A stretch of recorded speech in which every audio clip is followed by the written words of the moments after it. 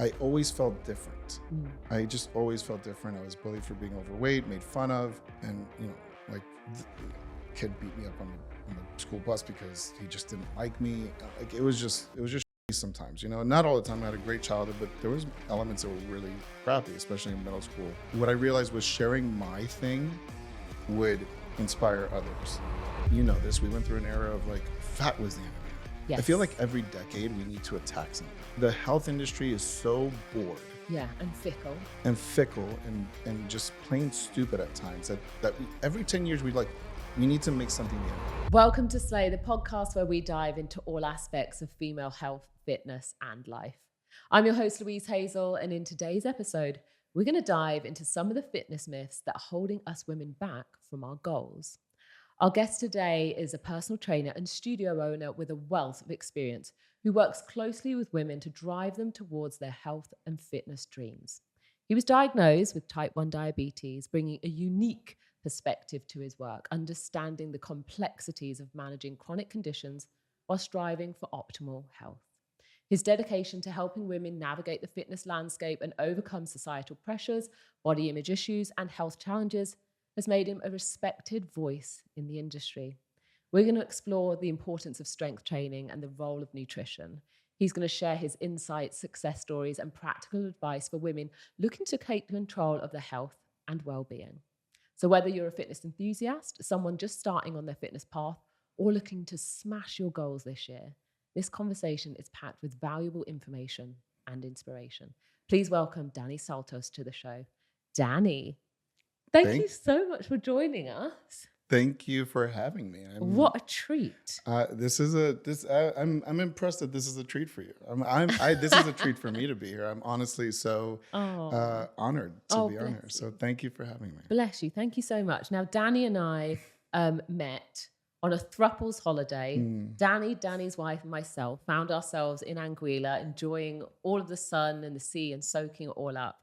And, I was very well aware of you, following you on Instagram, and we have some mutual friends in common. So I completely knew about your work with women beforehand. But I was really curious because we never really got to sit down and chat in Anguilla. I wanted to know exactly how you got started in personal training. It's a great question. I got started in personal training. I think it's a typical story. I was chubby kid, and I decided one day that I no longer wanted to be chubby. And I think you said it. It's kind of like I joke, but it's the typical. I feel like there's a stereotype of trainers. Either you're a former athlete or you were the chubby kid who took to fitness. And I was that kid. I was the chubby kid who took to fitness. I wasn't popular. I was bullied. The whole thing, yada yada. My weaknesses became my strengths, and so forth and so on. And they did, right? I'm very grateful for all that. But I found fitness early in my life, and it was, like some people take the things like just kind of casually. I was obsessed. Like I was obsessed. Like I was the only 12-year-old kid that I knew of that was running to get like men's health. Mm. That my mom would take me to like our local like pharmacy, and I'd go to like the magazine section, and I wanted to like, I was like, I want to look like that guy. I want to look Wow. like that guy. What do you And think it was that attracted you to fitness as opposed to like sport? um, I think it drew me to both. I think because I am naturally I'm kind of like not a lone wolf, but I'm kind of just like I'm very introverted, and which is good because it makes me incredible at what I One to do. one. Right, one to one, I rock. Yeah. Put me in a group setting, like who's this guy? What's wrong with him? So I love one-on-one, right? So I was introverted, so I think I naturally gravitated towards my alone time. And that was like, I remember at 13, my mom asked me like, what do you want for Christmas? And I was like, I really just want like a weight set. And she was like, and this was prior to this, I was in my bedroom without my mom's knowledge. We had a old school toolbox, and I'm dating myself now, right? But like I'm 41. But if you grew up in the 80s, you know about these. There's these toolboxes they were metal and they were red. Yes. And they were my mom just shoved everything in there that was remotely close to A tool. a tool. And I don't even know how much it weighed, but it weighed significant enough that I was like, oh my God, this is heavy. And I was like, I started laying on my bed doing bench press. Wow. So I think I naturally gravitated towards fitness. And then she got me this cheap, love her, because it started what then became like a passion of mine was lifting, was getting into exercise. And it was the crappiest, like, sorry, can I curse? Okay. Absolutely. It was set. It was a Weider home gym set it was those plastic plates with sand packed. Yep. It was awful, but it got the job done. It introduced me to moves. I started reading through then I picked up, men's health. I'd pick up women's health. I'd pick up, Flex magazine. I'd pick up any fitness magazine that existed in the 90s and early 2000s. I picked it up. So I would use their routines, and I just started adopting it on my own. And that grew into my passion, and I kind of stuck with it since I was 13, and I never looked back. Wow. So that's how I got in. That's the long and short of it. That's how I got into fitness. And talk to us about, being diagnosed with type 1 diabetes. Because that, in and of itself is a humongous health challenge. So do you feel like your interest and your passion for fitness has helped you manage, or what do you think is pinpoint it for me? Fitness got me. Fitness. I was hooked with fitness, and I knew it was a passion early on. When I was diagnosed, after the initial shock, because it happened pretty late in life, at 18, which is not normal for type 1 diabetes, it amplified it. It was like, holy, like this is what I'm meant to do. Because what I later found out was the only thing that saved me or prevented me from going into, let me backtrack a little bit. So a lot of times people find out they're type 1 diabetic, unfortunately, too late. They find out, they slip into what's called diabetic coma. Yeah. And so basically you have so much blood glucose in your system that your body just shuts down to protect itself. And I had already all the symptoms. I was waking up in the middle of the night, urinating. I had rapid weight loss. I mean, I was like so stoked because for the first time in my life, I had a 6-pack, and I was like, oh my God, I'm not even like trying that hard. I'm like lifting weights and I'm exercising. But, my mom, after, a week or two, was like, something's not right here. And I remember a boyfriend of hers at the time was type 2 diabetic, and he brought a glucose monitor. And he's like, let's test it. And because talking about the symptoms, he's like, sounds weird. You should test it. Mind you, at the time I'm eating a bowl of spaghetti as we're about to test it. Yeah. And I tested my blood glucose. And for those of you who don't know, a typical range for blood glucose is anything under 120 for non-diabetics. Yeah. 120 units of glucose in the bloodstream. Anyway, I tested and it was like 800.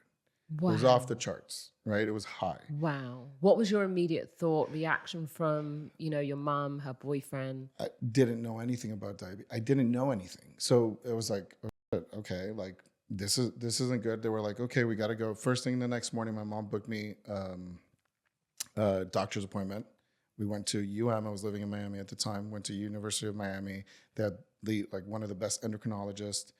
And we get in, luckily, and they do all the blood work. They do an HbA1c to test what my average glucose levels were, and there was no and this was the worst doctor because she had the worst bedside manners. Like I feel like there was no which I appreciate now, but at the time I'm like, I wish she would have been a little bit softer. She literally goes, "Yep, he's diabetic. He's gonna have to take insulin." And then my mom for how long? And she's like, for the rest of his life. And then she starts going down the list of she had this chart on the back of her room, which was an awful chart, but it's like, you're gonna kidney disease, going blind, amputations, and I'm a kid, I'm 17 at the time. Yeah. And I'm like, holy shit. So she put the fear of God in me. Yes. I was like, this is awful. And I think I had about maybe 10 minutes of I didn't even know what to do. I was I was quiet and get my medication, she shows me how to inject. She shows me how to pull from the vial and showing me there's 2 types of insulin. And she wants me to see a nutritionist to talk about proper dieting and this, that, and the other. But like all of it went in one ear, out the other. All I was fixated on was like, okay, I'm going to have to give myself insulin. And honestly, it was just like a blur. And I just was like, this is it now. Like, I think people have, there's a lot of ways that you can react to like really shitty news. Mm-hmm.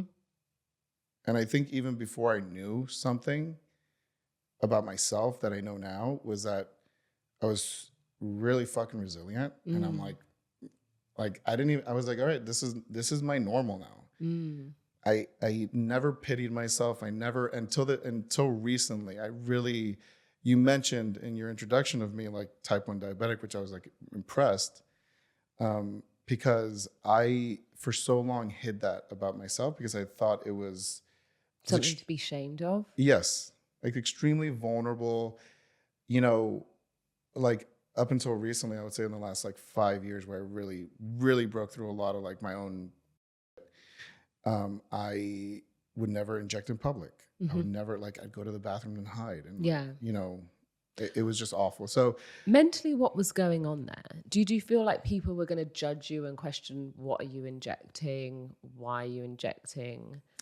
Because, coming from like a sport of like track and field, if you see another athlete injecting, you're not thinking diabetes, you're thinking steroids. So like, do you feel like there was, in the back of your mind, a certain amount of stigma with having to inject yourself? I don't know. Honestly, it was more had to do with that, being bullied. And I just go back to this because this is like my origin story, right? Like I was bullied and I always felt different. I just always felt different. I was bullied for being overweight, made fun of. And like the kid beat me up on the school bus because he just didn't like me. Like it was just sometimes, not all the time. I had a great childhood, but there was elements that were really crappy, especially in middle school and elementary. So I think that what I always did was I kept everything close to the vest. I didn't want to share because if I shared, it would make me extremely vulnerable. Yeah. It would expose me. Yeah. And then I'd be judged. And my whole thing was like, and we're in an industry, this, you know this better than most. You're like, you competed at the highest level. And the amount of scrutiny that you are under, right? I'm under like a fraction of that just because I'm on social media, because I'm a supposed fitness expert, and because I've been doing this for, it's like, I'm like, I don't want to like let people know. And then what I realized, I had a really big aha moment like a few years ago.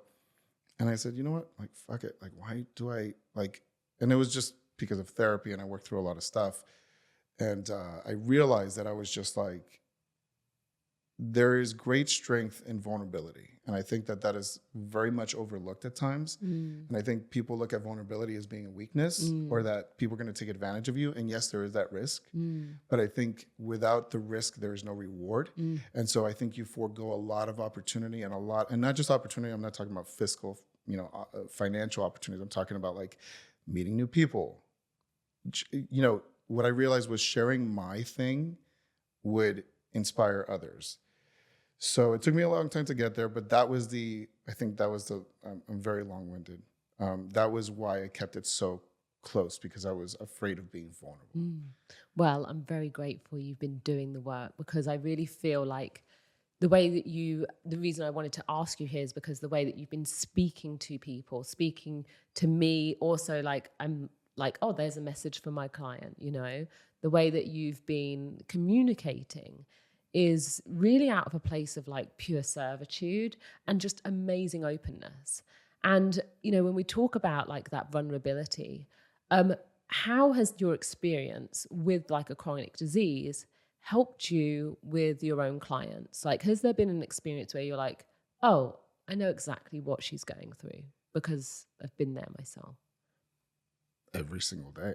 I mean, there's not a day that, I think when you have, I think there's this notion of like, and I think young trainers really like relish in this feeling. Like they're like, people come to you And they're like, oh my God, you're like a goddess. Like, you're like a god. Like, you're the fitness expert. You're going to take me to my goal. And so we're kind of put on this pedestal. And I don't like that. Mm. I'm not better than you. I'm not better than anybody. I work hard, and I'm proud of the work that I do. But I think what being a type 1 diabetic does for me is it immediately grounds me, and it lets my client or whoever I'm working with or whoever's on the other end of the phone watching my content be like, oh, like, he's just like me. And I think that especially on social media, there's this really bad sort of like facade that exists that like these people, people on the other end of the camera have this like perfect life, and everything's, everything's, strawberries and champagne. And it's like, oh my God, he's he's in good shape, or she's in amazing shape. Oh my God, like, look at her. Like, it's like they're perfect. And I don't like that. So I want people to feel, and I think it's an immediate sort of, we have more in common than you think. Because a lot of people that come to me with issues, like every kind of issue. Like I have, I've had every, in 20 years of doing this, I've put in over 20,000 hours of one-on-one time. Like, I've come across every situation you can imagine, every eating disorder, every body dysmorphic issue, every substance issue, every walk of life, every, lifestyle, everything. And so there's nothing that really, I would just say that it just helps me kind of relate. Yeah, I hear you. What are the 3 fitness myths that you feel like you're tired of hearing about from like new clients? What are the things that you find yourself having to reiterate time and time again? The thing that you feel like is just not, really just not sinking in for women. How much time do we have? Specifically women. I mean, this is. I mean, I have such a long list, but I think if we're trying to nail it down to like the top 3, I think these, but we all know them, and this is what's crazy about this, right? Like, nothing that I'm about to say is new to anybody, but we yet can't get past ourselves. Carbs are the enemy is the most annoying thing in the world. Lifting weights is going to make women bulky, drives me up the damn wall. And that if you want to lose weight, you need to starve yourself. And I think those 3 are, and I have like probably like 100 more, but those 3 are the first ones that stand out to me. Let's talk about why they're so damaging. Like, first and foremost, like 2 trainers, trainer to trainer, let's talk about carbs. Because how many times has a client come in and, you've laid out the plan and they've in fact told you what they want in terms of their goal. And how many times have they questioned you and you've told them, okay, we need to be eating carbs? And what do they typically say to you? Well, won't that make me fat? Right. Won't that make me fat? I don't get it. I thought carbs were not good.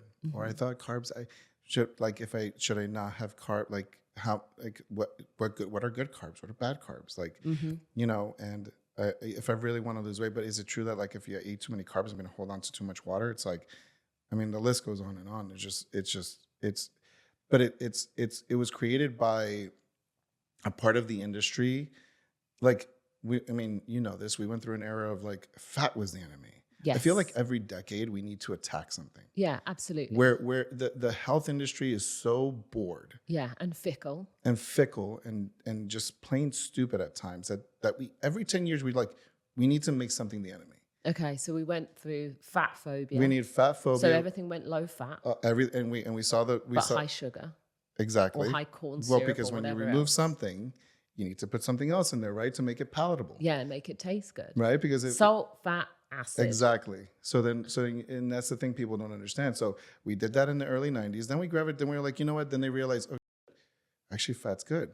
Then Yeah. we went, and then what we always do in the industry, and in Swing. culture, we overcorrect. Hmm. So then everything became high fat. Let's put MCT oil in let's put a pound of butter in my coffee in the morning because that's going to make me it's like we can never find this happy balance. And it's so annoying because I know this after being in the industry for as long as I have. And I think, and what I realize, back to your question of like, why do people still hold on to these things? It's like, it's because it's so ingrained in us to believe that there's a magic bullet to your solution, and there's not. And the thing is that we all like to believe extremes, and the reality is that the truth lies somewhere in the middle, Yes. in moderation, in balance, right? Yeah. And so I feel- carbs are not the enemy. I feel like everyone has to be fighting something or someone, and that it has to be a battle, as opposed to daily consistency, as opposed to, I think the hardest thing that we're battling is actually misinformation and kind of reconditioning ourselves to understand that actually, when we talk about moderation, when trainers talk about moderation, when dietitians talk about moderation, it really does work. It really does work. And if you ask the most fit people among us, if you ask the Olympians that are competing in Paris, if you ask the trainers in the gyms, how do you stay in that shape? Well, it's because I pretty much keep it consistent.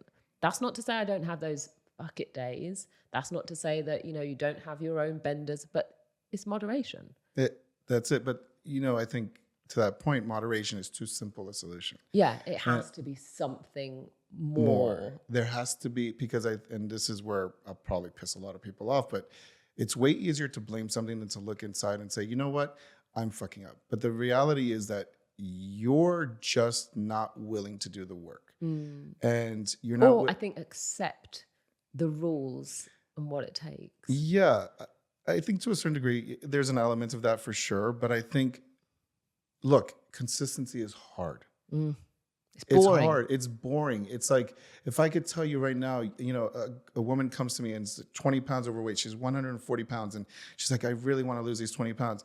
And I give her two options. I go, we can lose 20 pounds in 6 weeks, or you can lose 20 pounds in a year. For life.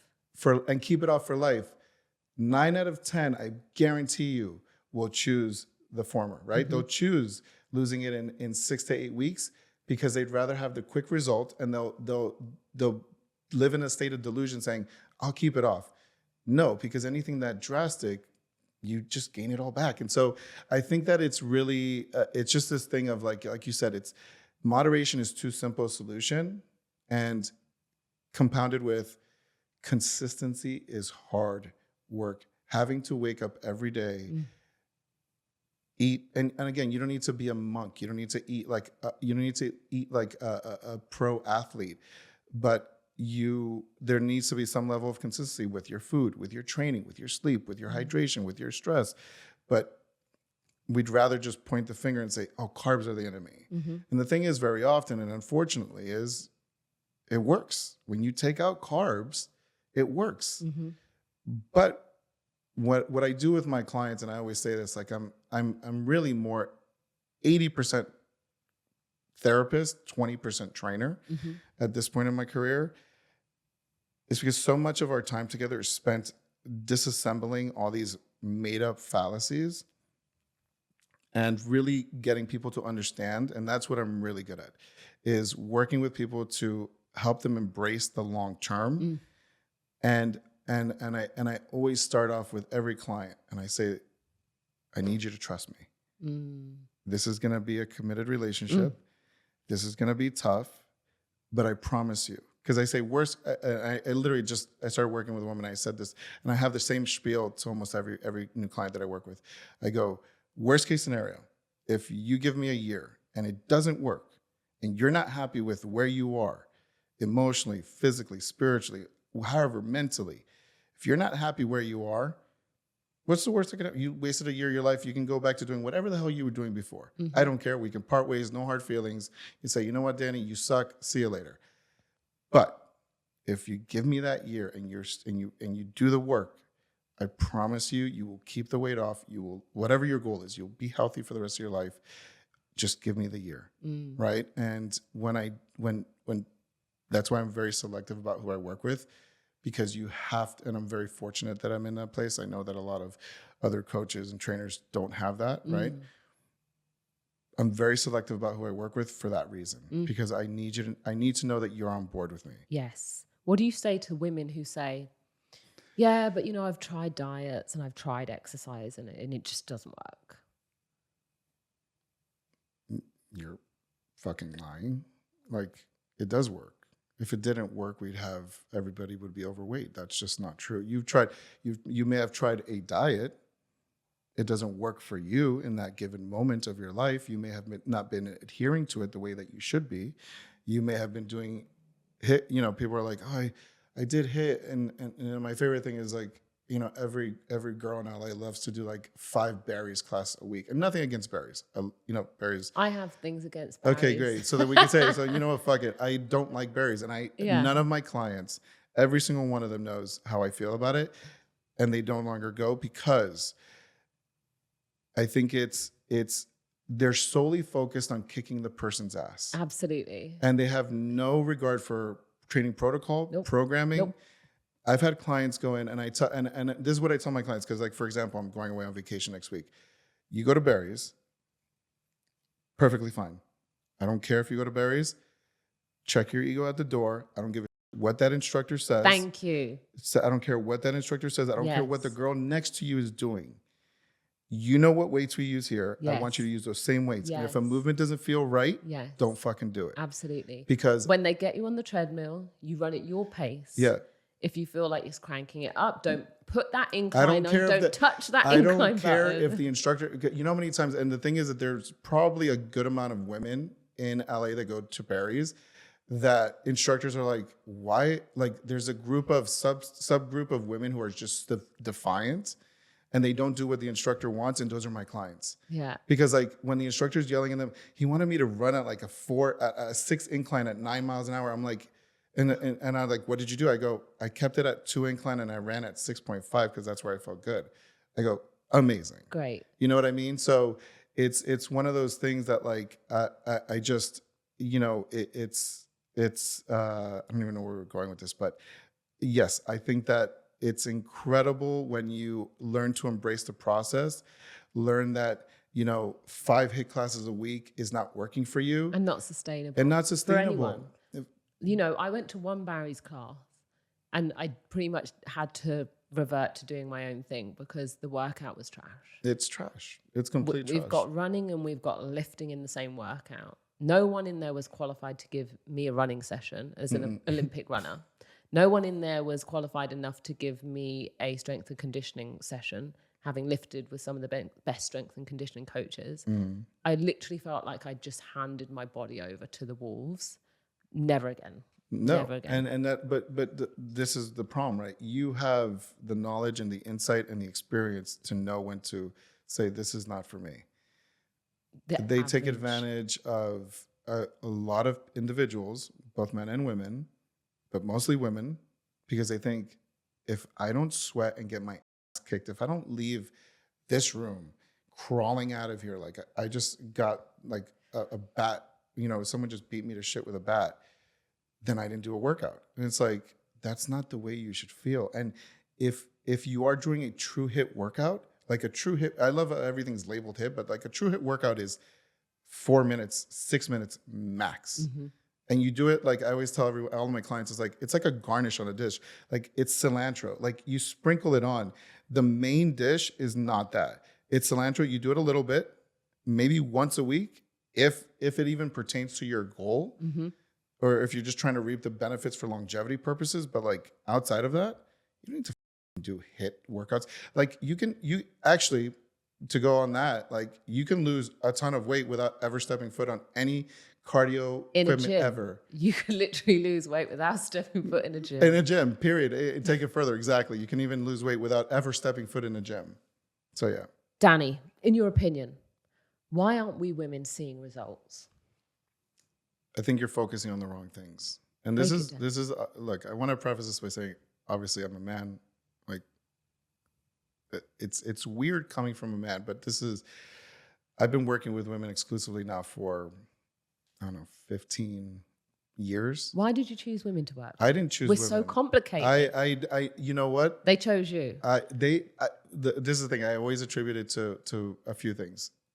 First and foremost, I was raised by women. I was raised by my mother and my grandmother, and they mean the world to me. And I think they taught me a lot. And I think I feel, look, I have nothing against dudes. Like, I work with guys. I have a few male clients. But I just vibe better with women, I think. And also, I set out early. I had a purpose early on to really dismantle the belief that, because when I got into training, the biggest thing that I heard was lifting's going to get you bulky.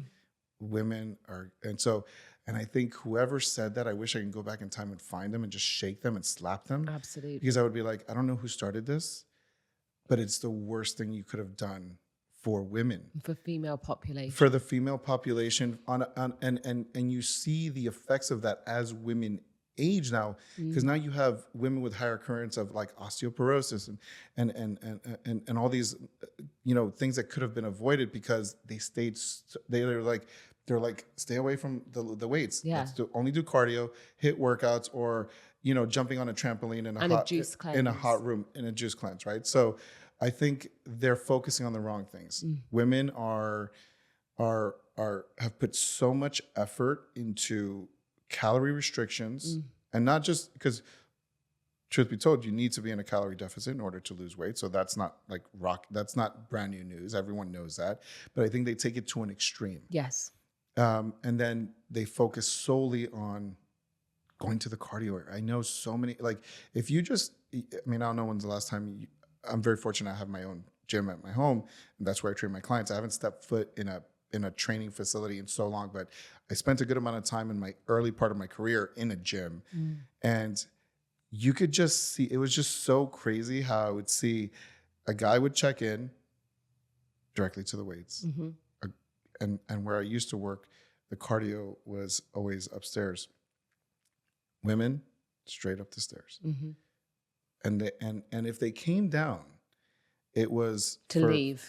It was to leave. It was three places: to leave, go to the juice bar, or go to the corner where there was like 5-pound dumbbells and some Bosu balls, so they can do a ton of abs. And that was it. And it drove me wild. And I didn't know at the time, right? I was too young and dumb.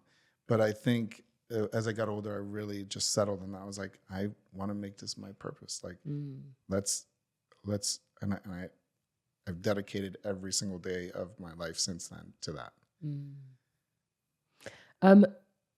If we're talking about getting in the gym and we're talking about what we should be doing, we're talking about strength training. Like, just tell me, how important is it that women are strength training in 2024? I think it's one of the easiest levers you can pull for your overall health. I think it's aside from nutrition, it is, if you're really worried about your looks, about your composition, about your health, your overall health, about your mood, your hormones, there is no better thing that you can do. There's no drug. There is no nutritional protocol that will serve you better than lifting weights. And I stand by that 100%. There is nothing better that you can do for your body that will get you better results than lifting weights.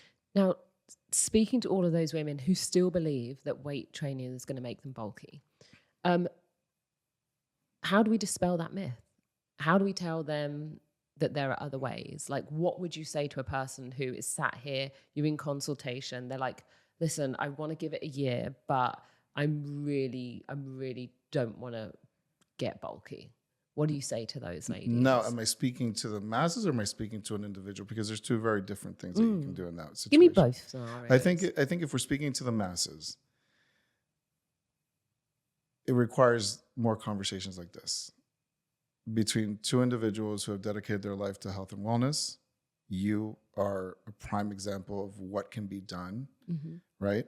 I think you and your platform and what you're doing is incredibly important because women look to you for advice. They look to you for guidance. And I think and I can only speculate, but it seems pretty apparent that you take what you do very serious and you carry that torch, no pun intended, very well, right? You hold that standard pretty high. So I think it's more women like you. And the beautiful thing is, you said something earlier about misinformation. I think there is a good amount of misinformation, undoubtedly. I think there's too much information. I don't think there's misinformation. I think there's just too much. Break it down for us. Well, I think, do you scroll on TikTok? Do you scroll on Instagram? I do not scroll on TikTok. Okay. Don't engage. So my ADHD brain can't even take Instagram on the best of days. So even just as an exercise, as a social experiment, if you were to just do that, I'm not even kidding. I think within 10 minutes, you can probably get 20 to 30 varying degrees of nutrition or health information. Now, you've dedicated your life to this. You since a young age. I mean, you're an Olympian. Like, I've dedicated since I was 13 to really pursuing fitness, and then I became really serious throughout my life, and even more serious in the last 10 years, right? So I can look through that and be like, that's bullshit. That's bullshit. He's right about that, but there's some nuance there. Mm-hmm. Then the problem is, you're Debbie, 24 years old. You're just a normal girl, grew up in a normal part of the U.S., doesn't know any better. You take everything at face value. So what do you do in that moment? What do you do when you spent 5 minutes, 10 minutes, 20 minutes on social media and you're just scrolling and you've heard 5 different tips? What will happen, this is the sad part, is that you will take the advice probably from the least qualified person who is an influencer, who's super skinny, who has nothing in common with you, and you'll be like, oh, she said to do this. Why would you pick that person? Because of the looks. That's how the algorithm works. The algorithm will cherry pick the 1%ers of that space have 6-packs, sub 10% body fat male, sub 15 for females, naturally attractive on a normal social spectrum, right? So that's how you pick. Because what other mechanism do you have to decipher what's bullshit and what's not? Well, she has a great body. I'm going to go with her. Absolutely. And I think that's part of the human condition, right? If we look at our page, we literally are naturally drawn to the thing that we find aesthetically pleasing. Exactly. And so inevitably, the algorithm is going to be favoring those people and just spewing that at us left, right, and center, right? What should we be doing to counteract the human condition? Be extremely skeptical of everything. Like, even if you just approach it with 10% more skepticism, if you hear something and you're like, oh, that sounds cool, let me just Google that. Where do you go to do your fact checking? I'm very much into tech. I love the Andrew Hubermans. I love the Peter Attias. I love science. And so, one of my favorite things that I hear is science doesn't have any feelings. Science is not about your feelings. It's just, it's there. There's data to prove it. And if you tell me that intermittent fasting is the key to fat loss, I have about 10 different studies that you can reference that say otherwise, that there is no discernible difference between fasted or unfasted cardio. There's no discernible difference in weight loss in 6 months plus to, not eating before, basically skipping breakfast and lunch or having breakfast, lunch, and dinner, right? At the end of the day, it's a calorie deficit. So I think that, I just think that there's so much information out there, and that's how I decipher it. But for Debbie, who's 24, she's going to go for the person who looks good.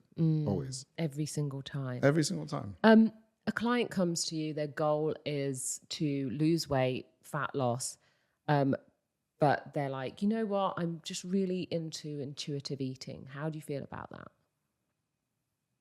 It's look, you can take a car, like you get in your car. I don't know. Do you drive? I do. Okay. Badly and fast. Well, don't we all?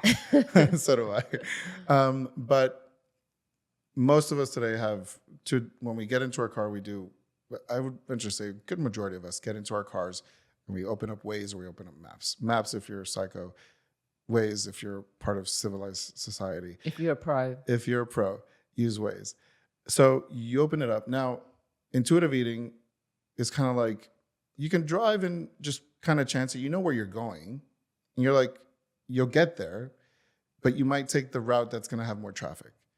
Or you could use Waze and get there and have it predict where it's going to be more traffic, skip this light because this intersection is really crowded, and it'll get you there faster. So you can, I look at it that way. It's like intuitive eating will get the job done. It might take you longer. It probably will take you longer. But if you, and look, for the vast majority of individuals, intuitive eating is great. I think if 80% of the population in this world followed intuitive eating, obesity would no longer be an issue. The problem is, how good is your intuition? how good is your intuition? And then on top of that, if you are someone who doesn't have good intuition and then you just listen to everybody and all the nonsense that you hear, you're going to get pulled in. Every week you're trying something new. And that's what you see a lot of is people, today it's a carnivore diet, tomorrow it's keto, this is, plant-based. And I've heard, and so you get pulled in a million directions. So intuitive eating is good. But again, back to the science thing and data. If you really want to, and I just had this conversation like twice today with 2 different clients.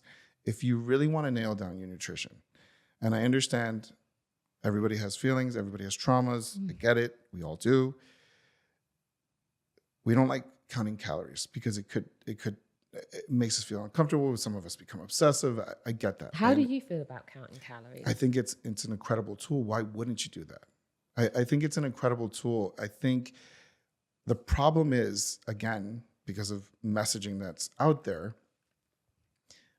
we've deemed counting calories as obsessive. Oh my God, you count your calories? You're crazy. Like, what are you competing for? Like, what are you doing? I feel like it's got this crazy stigma. It's like, no. It's like, do you just go to the grocery store and like close your eyes and just like pick food? No, like you go in there with a shopping list and you pick and the a budget. And a budget. Like, you get, you don't go in and blow $1,000 on cheeses, right? So you go in with unless you're going to Air One. Unless you're going to Air One, and every you leave every brown bag equates to about $150 at Air One. Definitely.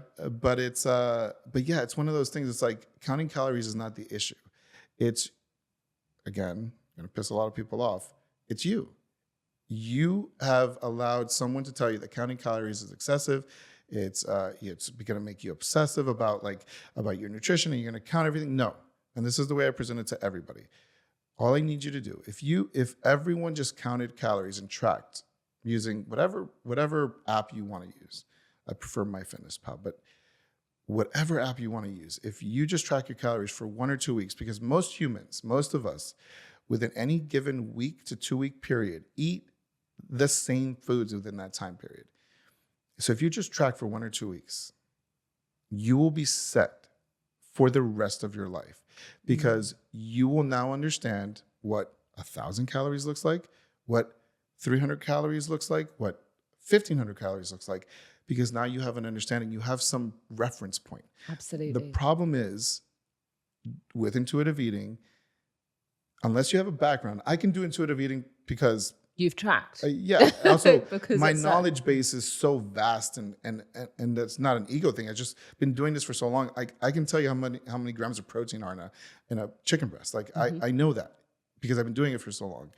But if you don't know that and you're following intuitive eating, you don't have any reference point. Yeah. So counting calories gives you a starting point. Not to say that you need to count indefinitely forever. It's only for a short period. And now, and like case in point, I have a woman who I'm working with was so annoyed. She's like, I haven't lost a single pound, had a baby 9 months ago. I told her, let's be patient, trust the process, it works. Just gotta give your body time. There's a lot that goes on with that. And And, she's telling me, she's always comes in, I eat healthy. I eat healthy. I go, Yeah. have you tracked? She goes, I just know. I know. I go, do me a favor. Track. She tracked for a week. This was 3 weeks ago. She tracked for a week. In a matter of 3 weeks, she has lost 5 pounds. Easy. And not because, again, she tracked for a week. So that means she's been 2 weeks off of counting calories. But what she realized was every time she went for a handful of almonds, she didn't realize, she would tell me she's eating healthy. And then she would also follow that up with like, I don't really snack. I had her track. She goes, she started tracking everything she put into her mouth. Turns out you snack more than you think you snack. 1,000%. So turns out you don't snack, but your hands do. Your hands do. And then you, at the end of the day, you don't remember, or you're just like, you don't really toss it up to, you're like, oh, that's just a few calories. Yeah. But it's like my hands, like a handful of almonds for me is 300 calories. Yeah. Like it's a meal. I've done that. I've done that experiment because I'm like, let me see what a handful, like a normal handful for me. Yeah. And I put it on the scale and I measure it and I'm like, oh shit, that's 300 calories. Like it's real. Yeah. So imagine you doing that twice. And so again, it didn't make her obsessive. All it did was it made her aware of her choices. And she was like, okay, cool. Like I'll eat breakfast, lunch, and dinner. And then if I really want to snack, I won't just pick out of a bag, or I won't just like open the container of like I'll give myself a serving. Yes. I'll be more conscious of it. Let's talk about dieting, because obviously our clients have these really lofty goals. How important are diet breaks for women who have a lot of fat to lose or a lot of weight? They're incredibly important. I think how the body. And describe to us what a diet break is. Diet break is very simple. It's breaking from whatever routine you've been following. I think diet breaks, I call it diet fatigue, right? It's and we all hit this point. Our bodies, when we go through training, your body fatigues after, we think that we have this notion that we should be training hard all the time. And the reality is no, this because you're in this space, but like we take deload weeks. And just the same way we do that with training, we need to do that with dieting, because there is something known as diet fatigue. And it's when your body has been in a state of some sort of calorie restriction for too long that your satiety signals are all screwed up. Your mood is you're just like, I'm fucking hungry all the time. Like you can't think of anything else. Like you see somebody else eating and you're just like fixated. You're not even looking at anybody else. Like you're just like looking at that person, what they're eating. You're like, I want to run over there and eat that. Like, and then eat them too. In the process of doing that. So I think that diet fatigue is very real. And so diet breaks are incredibly important. And a diet break is let's say you're someone who's been you're trying to lose weight. And you've been, a good run of like a typical weight loss, strategy can last anywhere from like 6 to 12 weeks, right? Let's say at week 8, you're just like, your energy is like drained. Your workouts you're half-ing it and you're starting to phone it in. And you're getting more cravings that you cannot control anymore. It's time for a diet break. We take a week or two, depending on how you respond. And this is the thing, like you can't give a specific formula because every individual is different. Yeah. But week 2, sometimes you can go a month and just go up in calories a tiny bit. Go from your let's say you were eating 1,400 calories a day, which is why it's also so important to track. You go from 1,400 calories, let's bump it up to 1,600 and see how you feel. I promise you won't gain any weight. And if you do, we'll lose it. It's okay. It's not the end of the world. You lost 15 pounds already. If we go up 2 pounds on the scale, it's okay. We're going to lose it again because we'll get into another fat loss phase and we'll do it again. But it's extremely important, just I think psychologically and physically, you just need it. You cannot be in a calorie restricted state for that long. Danny, what should we women be eating post-workout? Great question. I think women and men, it doesn't really matter. I think post-workout nutrition is extremely important. I think having some sort of protein, some sort of carbohydrate, because you need to replenish the glycogen stores that you just depleted from your workout, and some healthy fats. I think post-workout nutrition is important. It's not, we shouldn't overcomplicate it. It's just get a good amount of protein. I would say anywhere from 20 to 30 grams of protein. Maybe within an hour or two. Don't push it past that. Some good amounts of carbs, and that could, ideally, I always say some fruit, something with something simple. You can have a sweet potato, something that breaks down a little bit easier. Your body can really break it down quickly and get it into the bloodstream. And it's also the most optimal time to have carbohydrates because your body's like primed for it. It's like it's nutrient deprived. It's like I need this. And also glucose is helpful in shuttling protein into, or the amino acids into the muscle. So chicken, sweet potato, some veggies, load up on salad, and maybe some small serving of fruit. Like, I think that's great. I think we overcomplicate it. It doesn't need to be that overcomplicated. Just Do you train any clients that are plant-based or vegan? Yeah, absolutely. How do you navigate the nutritional side with those clients? Well, and first, what can they expect? First I decipher whether they're doing it for valid reasons or if they're doing it because they heard some, influencer on TikTok say, I'm plant-based, so I don't eat any meat, and this is how I lost 20 pounds. It's like, look, I have nothing against vegans. I have nothing against any food modality. Like, you choose whatever works for you.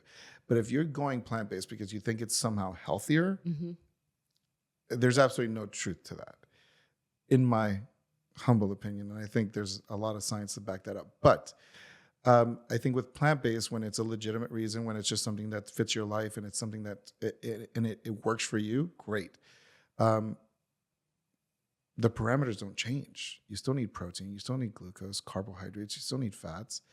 It's just where you get those from. And I think that the only thing with plant-based is you have to try a little bit harder for protein because it's not as easy, but not impossible. It's just you have to have a little bit more.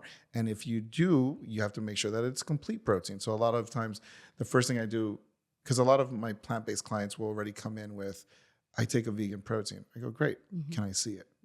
I just want to make sure that it's a complete protein, that it has all the amino acids that you need in order to make it a complete protein. And if it doesn't, I say, respectfully, finish this off. Or if you're fine throwing it away, let's throw it away. And let's get you a brand, because there's plenty of them out there that are a mixture of like pea protein, soy-based, and brown rice. What do you swear by? I don't swear by anything. I'm not one of those people that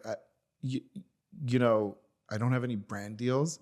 Like, I'm not that kind of person. Like, whatever works for you, whatever's the most affordable and fits your life, because everybody, and I have I work with obviously a variety of individuals, but I don't promote one single thing because, Debbie, who's 24, who lives in Chicago, making $35,000 a year, I tell her to buy this plant-based protein that's $100 a jug, but she can find the exact same thing that's same ingredients, just as good, less than half the price.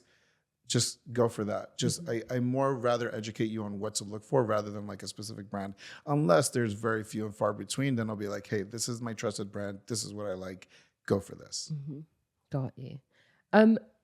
Let's talk about hitting daily step goals. Like, let's talk about, what can people be doing outside of their nutrition, outside of, strength training, that can really make a difference? Walk and just, it's simple. It's as simple as my wife and I, after dinner, we'll put our little one to bed, plural. And then we lock the house up. We do this very responsibly. This is not irresponsible of us. So people are like, oh my God, you leave your kids alone. No, we lock the door. We have a security system. We have a gate, everything's locked. And we just go around the block. We have our monitor. We have a camera. We have Ring. We have everything. We know we're not going 20, 30 minutes away. We're going literally around the block. So we do that after dinner. And it's a great way for us to connect. It's a great way for us to catch up with each other. It's a great way for us to just get outside and have some fresh air. I make it a point to tell my clients, it's going to sound stupid, but you're going to Target, because everyone goes to damn Target. don't park near the elevator. Pick the furthest parking spot you can. The first one when you pull into the garage, pick that one. Be like, but it's so far. It's like, okay, who Eric cares? hates it when I do this, by the way. He's like, why are you not parking by the door? And I'm like, because everyone parks by the door and I want to keep my car intact. Yeah. You know what And I also, mean? Eric, like, what are you in a rush to? Are we going out? Like, are we Absolutely. performing surgery after this? Like, I don't understand. Like, Also, I'm on 9,999 steps. Dude. Exactly. So it's like, but that little extra effort makes a big difference. Making small choices like that. It absolutely does. Now, I want to take you back. I want you to think about the moment where you knew that you'd made the right career choice and you knew that you were making a difference. Like, was there a moment with a client where you were like, I just changed that person's freaking life? Yes. I have two vivid memories. One was significant only for me. It wouldn't be to like the outsider. This woman, she doesn't even know this because it was so early in my career, but I used to train her at the gym, and then I used to have to train her at her house because she has such a crazy, hectic schedule. She was in a really bad relationship, like a very non-loving relationship with her partner, and she had a kid from a previous marriage.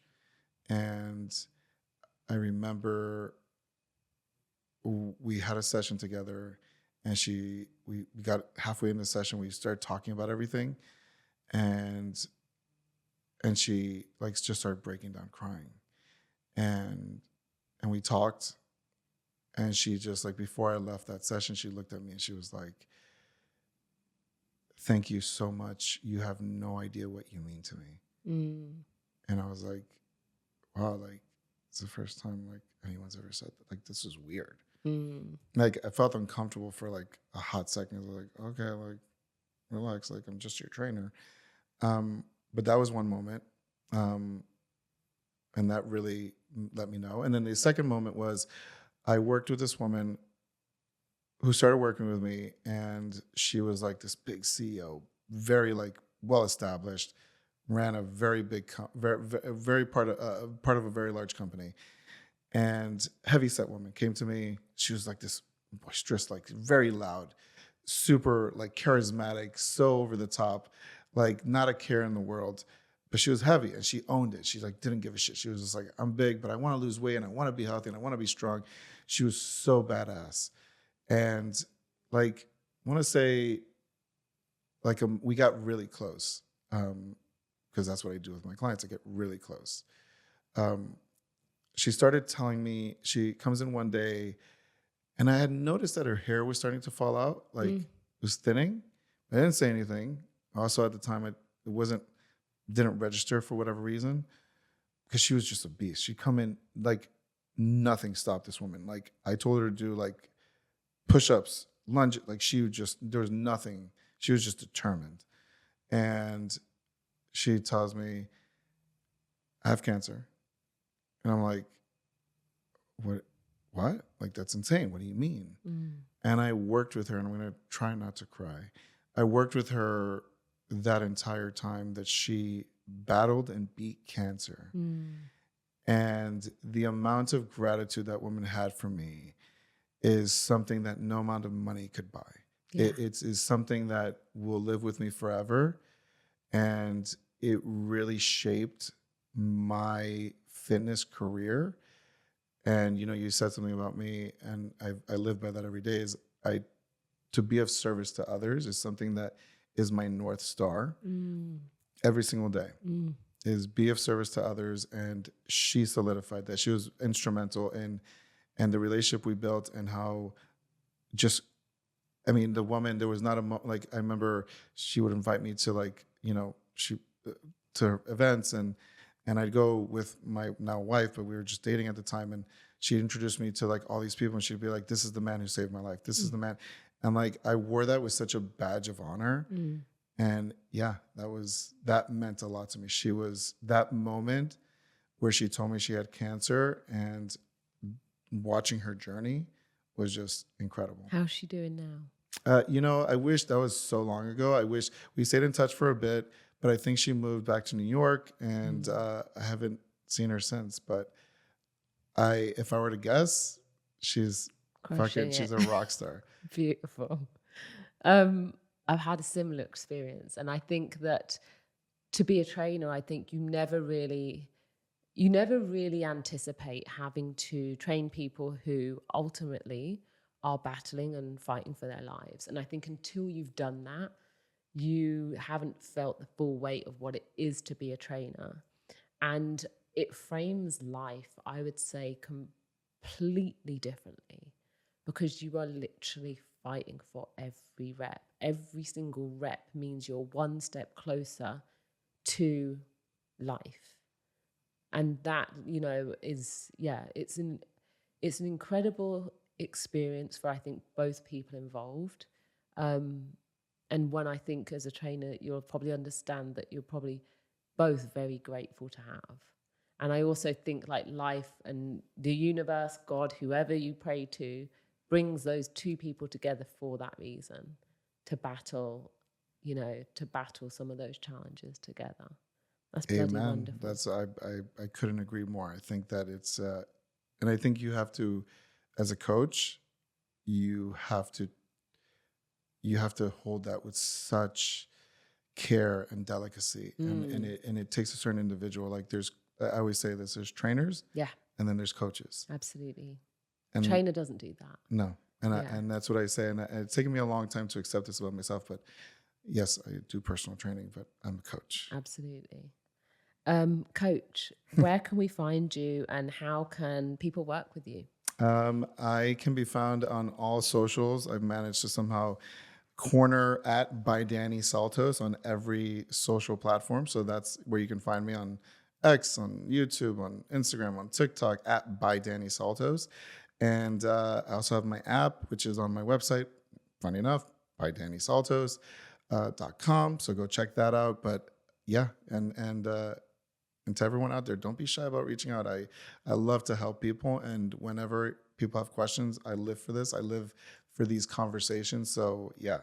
Slide in those DMs. Slide into my DMs all day. Danny, we're going to finish with a game. It's called Slay or Nay. Slay is a yes. Nay is a hell no. Okay, so I picked out a number of different fitness, could be toys, training modalities, basically 10 of them. This is a quick fire round. I don't want you to spend too much time thinking about this. If you have something spicy to add, feel free to add it. Okay, number 1. Let's go. Bala bands. Do you know what a bala band is? I do. Okay, how do we feel about bala bands? Slay or nay? Fuck, you put me on the spot. I have so much to say. Let's go with slay. Oh, nice. Okay, all cool. Right. Okay, number 2, static stretching. Nay. Oh, I love static stretching. I'm a big fan because it's different. Number 3, full range of motion. I can slay all day. You love it. Danny loves it. Number 4, Stairmaster. Well, there's so much nuance here. I'm a person of nuance. Slay. I love it. Low impact, great form of cardio. Good. Not mad at it, but not my preferred choice of cardio. Number 5, waist trainers. Fucking nay. Are hell you kidding no. me? Are you hell no? It's 2024. That if is you're still trash. wearing If you're using waist trainers, then the 2010 called and they want their waist trainers back. Like nobody should be using a waist trainer anymore. Like it hasn't even been on my radar because no one's asked about that anymore. I love it. And also, And by the way, what are you training your waist to do? I know. Like, I don't understand. It's not like it's a puppy. Where's like you're she teaching going? it to pip. It's like, like is your midsection that out of control that you're just like, I need to ring you in? Like, what the fuck is going on? I love it. Number 6, macronutrient tracking. Slay all day. Mm-hmm. Yes. Number 7, creatine. Slay in particular, all day. Creatine monohydrate. I saw your post. Thank you. I was gonna say there's so much nuance. You're gonna kill me here. I love Creatine monohydrate. Slay. Both men and women should take. Number 8, strength training. You know how I feel about this. Slay. Number 9, calorie deficits for fat loss. Slay. Number 10, we covered this earlier. Intuitive eating. Nay. Ay. Sorry. Gotta end that with a banger. Yeah. Gotta end with a banger. think so. I think that Controversial, makes right? sense. So I can't wait to see the comments on that one. I love I it. love intuitive eating. Danny, thank you so much for joining us. Thank you. It's been an incredible honor, and thank you so much. And I appreciate all the work you do. What a pleasure. Thank you. That concludes this episode of Slay. Stay tuned for more empowering discussions on female health, fitness, and life. You can follow me at Louise Hazel on social media, and you can follow Danny at by Danny Saltos. Check out the Slay brand at Slay Athletic, and don't forget to subscribe to the Slay podcast if you haven't done so already on YouTube, and leave us a comment. And if you want 0 fuss daily workouts that will help you lose fat and improve your strength, then you should subscribe to our Slay app now.